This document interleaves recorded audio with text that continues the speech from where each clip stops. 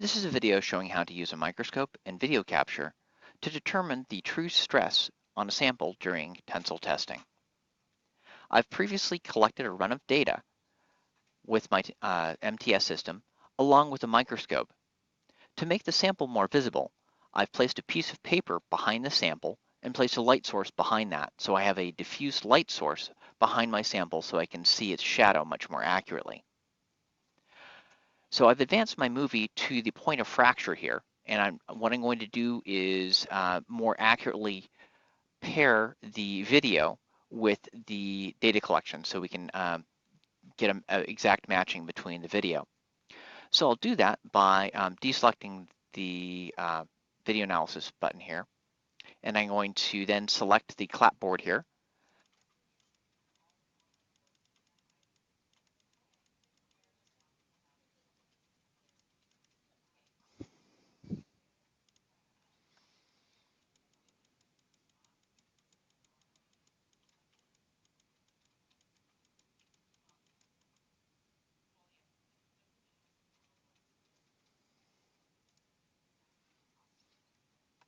Okay, now that we have the data synchronized, we can go ahead and play this back and make sure that the synchronization is appropriate.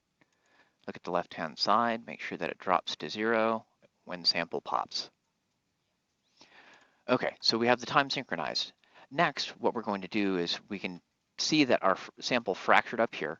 So we're going to roll the video back to the point where the sample is whole and before we've gotten into significant deformation. We know that the fracture is going to occur at this level, so what we're going to do is we're going to use our calipers. We're going to select on the tools here. The calipers are now active, and we're going to select the calipers on either side of the sample at the point that it's going to fracture.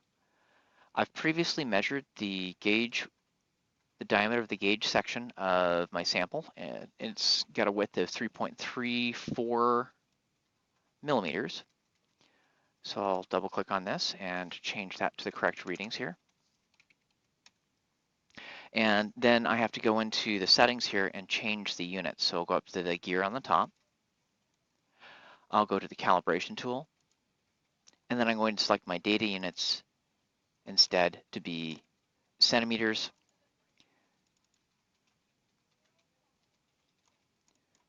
We'll highlight this and we'll change this to 0.334 centimeters. Okay, and we'll click on OK. You see that has changed there. Now with this measurement, we can tweak this just a smidge here to make sure that it's perpendicular to the section. So once we've done this, then we can determine the width of the sample, even as it's getting to the point of failure. So we can advance the wiper now.